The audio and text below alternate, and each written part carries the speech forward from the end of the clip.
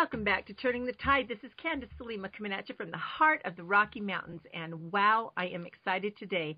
I have got a wonderful guest who specializes in the Middle East, which is someone I have been trying to find. As you all know, I have a very deep interest in what's going on in the Middle East, in Israel, with Islam, Sharia law, everything like that. And so Ben Cohen is our guest today. He is a journalist. Now, Ben, correct me if I'm wrong.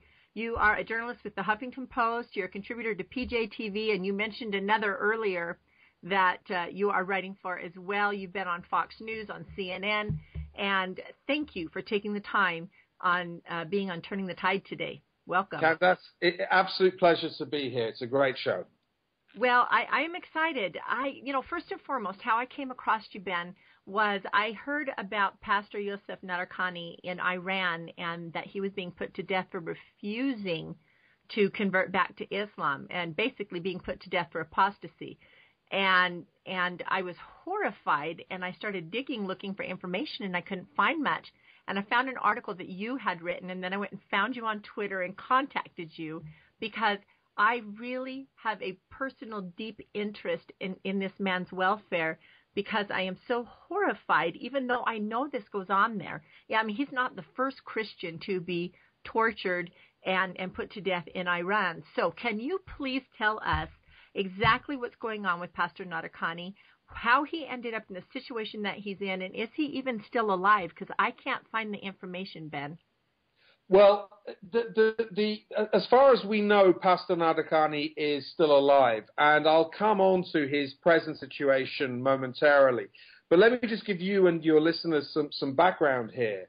As with any state run on strict Sharia law, Iran forbids Muslims to convert to other religions, even religions like Judaism and Christianity that have some recognition as being people and faiths of the book. The book, of course, being the Bible and the Quran in this case. Yeah, now, and we're all descended from Abraham, every one of us. Right, when it suits them. Yes. I think what you've seen with Pastor Nadarkhani is a charge that has been leveled in the past, and that is in the Persian word muharabeh. And what muharabeh means is a crime against God. Now, Nadarkhani, by being, as the state claims, a Muslim who then became a Christian, has committed a crime against God. The pastor, by the way, Pastor Nadarkhani, I think claims that he never was a Muslim. And historically, there has been a large Christian population in Iran. But nonetheless, the Iranian regime maintains the charge that he is a Muslim who became a Christian. Therefore, he's guilty of muharabeh. That's apostasy. That means that is a crime punishable by death. Now, the Iranian Supreme Court, this is a case that has been percolating for the last 2 years. He was arrested first in 2009. The Iranian Supreme Court sentenced him to death. There was an appeal, and now we are in a very strange situation where it's not clear what the Iranian authorities are going to do. We have heard of two developments in that regard. Firstly, that the case is now directly in the hands of Ayatollah Ali Khamenei. Now, Ben, I have to say that does not give me a lot of confidence. But anyway, go ahead. No, and I was about to say, Candace, it doesn't give me any confidence either. Ayatollah Khamenei is, let's remind your listeners, the so-called supreme leader of the Islamic Republic of Iran. So the buck basically stops with him. We see a lot, by the way, of President Ahmadinejad, who is a ghastly figure, but he is not the most important person in Iran. The most important person in the hierarchy of the Islamic regime is Ayatollah Khamenei. So he is apparently managing this case. Now, the second development that's been reported by a couple of non-governmental organizations that have been working on this case is that Nadarkhani has been handed Islamic literature. He's been asked to read it so that I guess the Iranian regime can say that it tried to persuade him to convert back to Islam or to return to the Islamic faith. I would put persuade in quote marks. Yes, I would think so. I think the concern here, and that's above and beyond, by the way, the beatings, the mental torture that we know victims in Iranian jails suffer from, and we are fearful that the same fate has that Pastor Nadarkhani has also been beaten and mentally tortured in prison. But this is also, Candace, a trap. If the pastor reads this literature and says, I don't agree with it, I don't care, I'm a Christian, not a Muslim, I'm going to stay a Christian, I'm not becoming a Muslim, then, of course, in Iranian terms, that's blasphemy. What is the charge? What is the penalty for blasphemy? It's death. So I think that there is still a very real possibility that Pastor Nadarkhani may face the death penalty. Well, and Ben, the thing is that he's kind of got a double jeopardy there, because not only did he refuse to acknowledge that Allah was God, and he refused to denounce Jesus Christ, he left Islam, and then he refused to return. Now, what I mean by left Islam is his family, he was raised Muslim, but the second he was recognized as an adult, he became Christian. And in Islamic law, apparently, fuzzily, that might be okay, but apparently it's not, because they tried to force him in open court to deny Jesus Christ and to acknowledge Allah as God. And so it doesn't matter. They're getting him from every which way. They are. And I think, look, the goal here is for the regime is clearly to get him to renounce his Christian faith and to use him as an example to other Iranian Christians who were in a similar position. Because you have to remember that one element of this story that makes it stand out is that comparatively, Pastor Nadarkhani's had a lot of media attention. As you said, I wrote a piece a few weeks back for Fox News, but that certainly wasn't the only attention it got. There was, in fact, around the time that I wrote that piece, there was an upsurge of media coverage of this case. And I think that was one factor in getting the Iranians to put a temporary hold on the execution. But I think that if they trap Nadarkhani in the way that you say, then that is a message to every Iranian Christian.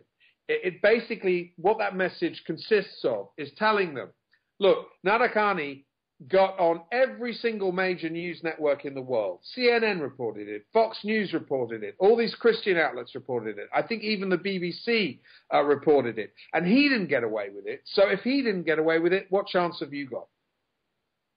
Yeah, I absolutely. And we know for a fact that there are other Christians in Iranian prisons right now being tortured. And the things that they have revealed, those who have eventually been released and left the country, the things they've revealed that have been done to them, it's just horrific.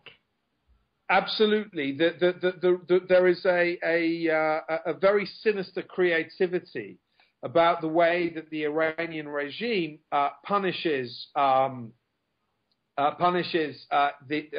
its inmates, whether they're in for religious reasons or whether they're in because they're defying the regime. But I would say, look, you have in Iran, there's an estimate of about 450,000 Christians. And I would say that in the wake of the Nadarkhani case, and given the fact that in the last 2 or 3 years, I can think of 4 or 5 fairly prominent cases involving Christians. I think we're getting to a stage where all those Christians, those 450,000 Christians, are at risk, at severe risk. Yes, without question. This is an odd thing for me to say, because I do believe that the gospel of Jesus Christ ought to go to every nation in the world. But I personally feel that Christians need to be gotten out of every single Islamic country simply because they are at such huge risk. And maybe I'm wrong, but I look at it that I don't want them suffering at the hands of such evil. And I don't know another way to describe what's going on over there, Ben.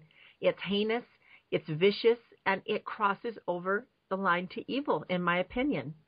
No, I think you're absolutely right. I think it's one has to be cautious about when you use the word evil, and I think this is a perfect example of sadly where you can use it.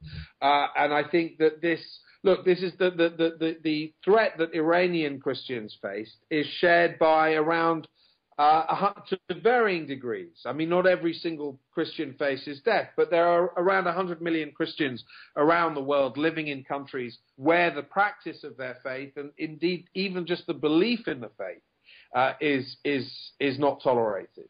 So, Ben, how prominent is the persecution of Christians worldwide? I mean, Pastor Nadarkhani is what brought it to the forefront for a lot of people, but even they, I don't think, know the tenets of Islam and of Sharia law in the Muslim countries, but Islam is not the only one that persecutes Christians.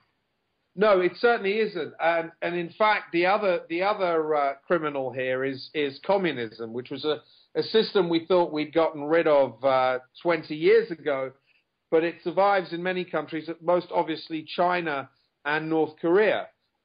North Korea is, by many accounts, the worst offender in terms of persecuting Christians. As I'm sure you and your listeners will know, Candace, in South Korea, the belief in Christianity is extremely strong, and we have many devout Korean Christians who are living here. And so basically, the message of Christianity has gotten across, amazingly enough, that border. But once the North Korean authorities find a Christian, then there's no limit, really no limit, to the types of abuses and tortures and persecution that they will be put through. It's a similar story with China. I think if you look at the world map and you look at those countries where Christians are persecuted, what really stands out is that none of these countries are democracies. They're either Islamic states, or they're communist states, or they're countries like Turkmenistan in Central Asia, which is run by a sort of strange, corrupt, autocratic dictatorship, but never democracies. The only non-Christian state I can think of that doesn't persecute Christians, of course, is the state of Israel, where Christianity is absolutely tolerated and in many cases even welcomed. But if you look at the rest of the Middle East and you look at the arc of repressive states around the world, sadly, it's a very different story. It really, really is. And that brings me to my next point, which is Libya and Egypt. You know, the Arab Spring that I never bought.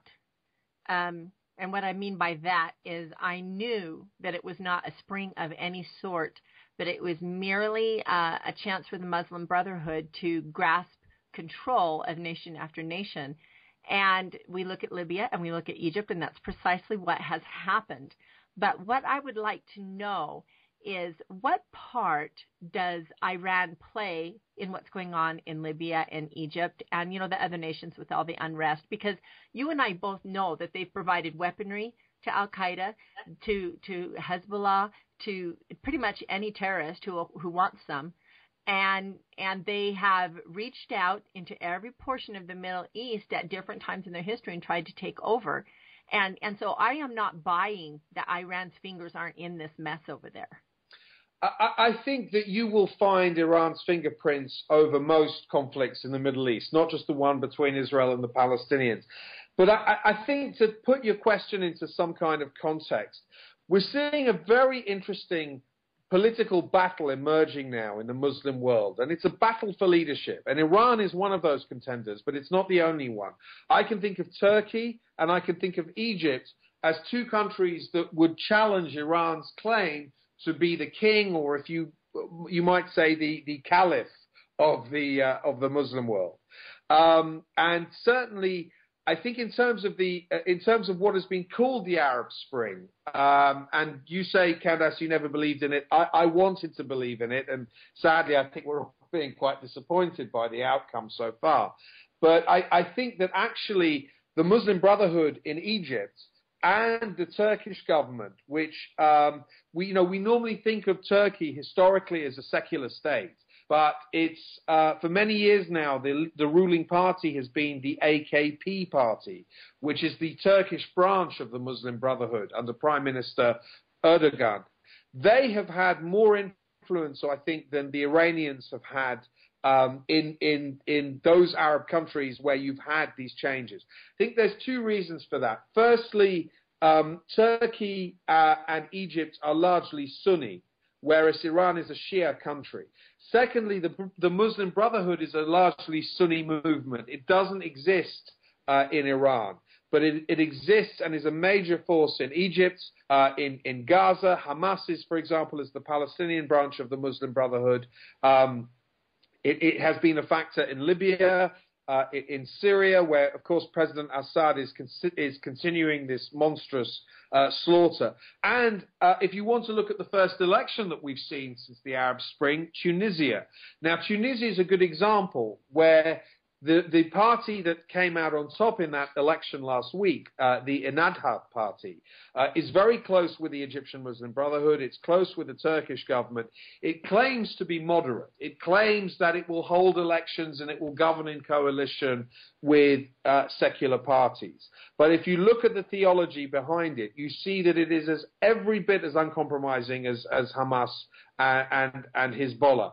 So yes, I do think that we are looking at an upsurge of Islamism and Islamist political movements in the Middle East.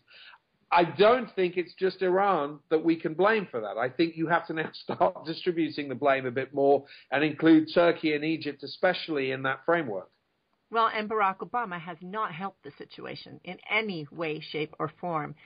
In looking at everything that is going on there, it seems to me that the fundamentalist arm of Islam is the one that is rising to power across the entire Middle East. Am I wrong? No, I think you're right. I think, look, there are liberals in all of these countries, but they tend to be a very small number. And by liberal, I mean people who basically believe in the value of democracy, the value of freedom, the kinds of values that prevail here in America. But these people are a small minority, and they tend to be fairly isolated. I think the dominant interpretation, the overwhelming interpretation of Islam that you're seeing in these countries is what you call fundamentalist, what is known by people who study these regions as Islamism, creating a political movement out of the Islamic faith. And if you look at the nature of the Islamic faith, that's not a particularly difficult thing to do. Islam has always been a political movement since its inception, since the days of Muhammad. So nothing has really changed in that regard. Well, that is absolutely true. And, you know, I often tell people that Islam is Islam's the religion, and Sharia law is the political enforcement of that religion. And to me, they're one and the same. And I have done extensive research into Muhammad, so I know exactly what you're talking about. It's been political from the first second. Anyway, and never mind that the man was like a rabid dog turned on the people who had taken care of him for years. Let's take a look at the fate of all Christians in the Middle East. And I want to move on to Israel Palestine next, but right now we touched on what the fate of Christians could be. But in Iran, Ahmadinejad and I think most of his ruling class belong to a particular faction of Islam that believes in the 12th Imam. Yes. And they believe he will only return at the height of the apocalypse. And I recall a statement from Ahmadinejad, I think it was about 2 years ago, but I'm not going to, hold myself to when it was that he believed that, actually he stated he wanted to bring about the apocalypse so the 12th Imam returned, and he wanted to do it while he was in power. Tell me, how dangerous is Ahmadinejad, or is he just a puppet for the Ayatollah? No, I think he's extremely dangerous. I think one thing that you need to remember about Iran is that it is run by clerics, and it has a very complicated system of government. And there are different factions among the clerics. I mean, essentially, if the supreme leader, and we mentioned him before, Ayatollah Khamenei, if he doesn't favor you, then you can expect your star to start falling. Now, Ahmadinejad has had a complicated relationship with Khamenei, but by and large, Khamenei, when push comes to shove, Khamenei tends to back Ahmadinejad. I think what worries Khamenei is Ahmadinejad's rather egotistical tendency to go off on his own and make these grandiose statements and, you know, go on the world stage as he has been doing since 2006, coming to New York every year for the United Nations General Assembly, attending various international conferences, bringing some of the world's most bizarre and ugly extremists to Iran for conferences. For example, very famously, a few years ago, you had in Tehran a conference of Holocaust deniers. People who deny the Nazi Holocaust of the Jews, they all gathered in Tehran for a conference under the sponsorship of Ahmadinejad. So that these sorts of antics, I think, are not necessarily always favored by Khamenei, not because he dislikes what's being said, but because he doesn't want Ahmadinejad's profile to grow. But nonetheless, we have seen, and I think this is critical, that Iran is developing a nuclear program. And Ahmadinejad has been the face of the Iranian regime in terms of negotiating, or not negotiating, to be more precise, with the outside world. And we have had now a situation where the United States and its allies have been trying to bring Iran into negotiations on the nuclear program for a good 6 years now, and they have failed. And whenever they fail, it's Ahmadinejad who is basically explaining and justifying the reason why Iran has withdrawn from a particular round of negotiations. He is determined to take Iran nuclear, and I think he is determined to develop nuclear weapons for Iran. That has to be seen as a major threat. And well, that absolutely. also... I read just yesterday, and I can't remember where. It was a reputable news source, though, so because I'm pretty confident it was true, that they are much closer to being nuclear than we thought. Well, that rumor has been circulating for a few years now. I remember, I think it was in 2009, that Admiral Mike Mullen said, you know, they could have a nuclear weapon within a year. There have been certain setbacks. There was famously the Stuxnet computer virus that basically penetrated the centrifuges that process uranium in Iran. And there were varying degrees of reports about the success of Stuxnet. It clearly hasn't destroyed the program. And I think as long as that program is there, the intention is there to weaponize. And if you do have a situation where Iran produces a nuclear weapon, or Iran is able to supply nuclear technology to some of its terrorist subgroups, Hezbollah in Lebanon, Hamas in Gaza, you're going to see a fundamental game changer in the Middle East. And that certainly will be bad for Israel, but not just for Israel. I think you have a lot of the conservative Gulf states, like Saudi Arabia, like Kuwait, like Bahrain, that are going to be very concerned because they have terrible relations with the Iranians. I think most of all, it's bad news for the United States. We get a lot of our oil from that region. We use a lot of the waterways in that region for our trade. A nuclear Iran is going to fundamentally change our relationship with that region. Well, I think more than the Middle East needs to worry. If Iran creates a nuclear weapon, the Western world should be in fear as well. We need to do all we can to keep that from stopping, because you're right, he will sell them to terrorists. And terrorists aren't going to stop at the Middle Eastern borders. Right, and I don't think they'll even have to pay a price for it. I think it'll give it away. Oh, he probably will. Yeah. And that's goodness. Yeah. There are any number of possible situations arising from this, but none of them are particularly pleasing ones. Okay, now in Iran, is the Muslim Brotherhood really strong there too as well? And forgive my ignorance in this right here.